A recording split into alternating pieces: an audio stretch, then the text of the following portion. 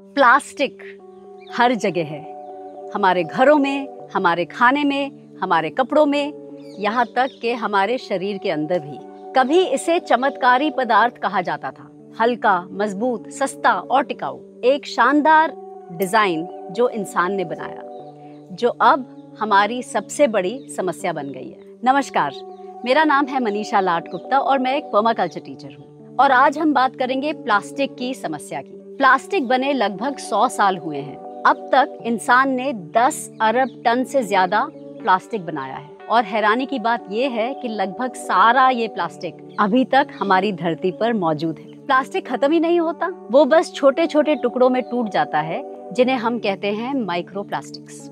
आज micro plastic हमारे पानी में, मिट्टी में, हवा में और यहाँ तक कि हमारे शरीर में पहुँच चुका है। वैज्ञानिकों ने इसे इंसानों के खून और फेफड़ों में पाया है, यहाँ तक कि गर्भ में पल रहे बच्चों में भी। तो जो चीज हम फेंक देते हैं वो जाती कहाँ है? सच तो ये है, दूर जैसी कोई जगह ही नहीं है। फेंकने जैसे उसको दूर फेंका हो आप, ऐसी कोई जगह ही नहीं है। जो कुछ हम फेंकते हैं वो यही धरती पर रह जाता है हमेशा के लिए। कई लोग सोचते हैं प्लास्टिक जला दो, समस्या खत्म। लेकिन जब हम इसे जलाते हैं तो इसमें से डाइऑक्सिन और फ्यूरेन जैसी बड़ी जहरीली गैसें निकलती हैं और कैंसर और सांस की बीमारियां पैदा होनी शुरू हो जाती हैं। यानी चाहे इसे जलाओ या दबाओ, प्लास्टिक दोनों ही तरीके से जहर फैलाता है। हमें इसे फेंकने की नहीं, हमें इससे रिश्ता बदलने की जरूरत है। प्लास्टिक अब एक जरूरी बुराई मतलब नेसेसरी ईवल बन चुका है। आज जो भी चीज हम खरीदते हैं, चाहे टूथपेस्ट हो या सब्जी का पैकेट हो,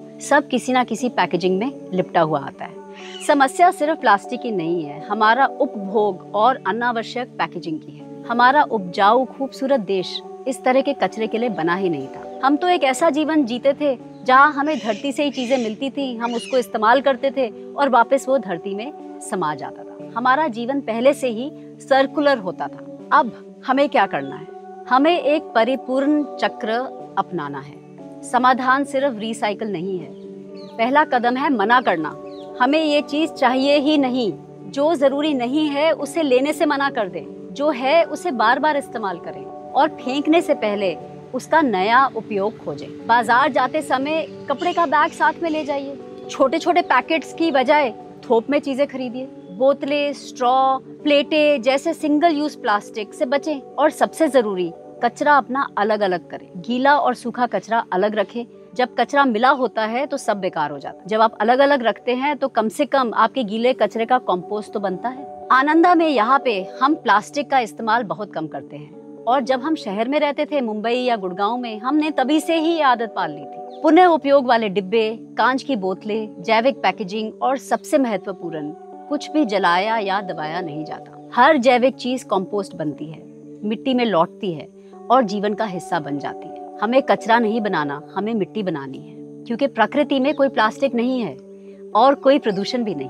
प्लास्टिक हमारा दुश्मन नहीं है, हमारा डिजाइन दुश्मन है। अगर हम अपनी व्यवस्था को बदलें, कम उपभोग करें, बार बार इस्तेमाल करें और जिम्मेदारी से निपटान करें, तो अब भी सब ठीक हो सकता है। हमने तो ये देखा है कि जब आप चीजें फेंकना बंद करें तो आप जीवन बनाना शुरू करते हैं, क्योंकि प्रकृति प्लास्टिक नहीं बनाती, हम बनाते हैं। और इसका मतलब ये है कि हम ही इसे रोक सकते हैं। तो अगली बारी जब आप बाजार जाएं, किसी के घर जाएं, कोई आपको जबरदस्ती कोई तोहफा देने की कोशिश करे और उसमें प्लास्टिक हो, तो आप मना कर सकते हैं। ये आपका अधिकार है, आपका हक बनता है। सिर्फ क्योंकि सब लोग कोई चीज ले रहे हैं, आपको लेने की जरूरत नहीं है। आप बोल सकते हैं धन्यवाद, हम ये चीज एक्सेप्ट ही नहीं करते, हम ये आपसे नहीं ले सकते।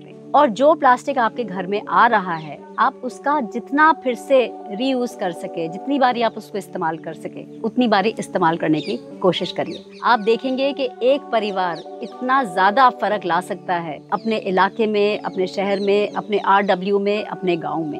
और हम सब एक एक करके मिलके हम अपनी सृष्टि को फिर से पुनर्जीवित कर सकते हैं। अगर आप पर्माकल्चर के बारे में और जानना चाहेंगे, प्लास्टिक के बारे में, प्रदूषण के बारे में, शहरों में कैसे रहना है इसके बारे में, तो आप हमारे पर्माकल्चर के कोर्सेज ले सकते हैं, जो आपको permaculture.co.in पे मिलेंगे। ये कोर्सेज आपको सिखाएंगे कि हम इस सृष्टि पे कैसे जी सकते हैं, अपनी सारी जरूरत पूरे करते हुए, और फिर भी सुख शांति से और इस खूबसूरत जगह के मजे लेते। चलिए आज के लिए बस इतना ही। अगले सोमवार मैं आपसे फिर से मिलूंगी शाम 6 बजे।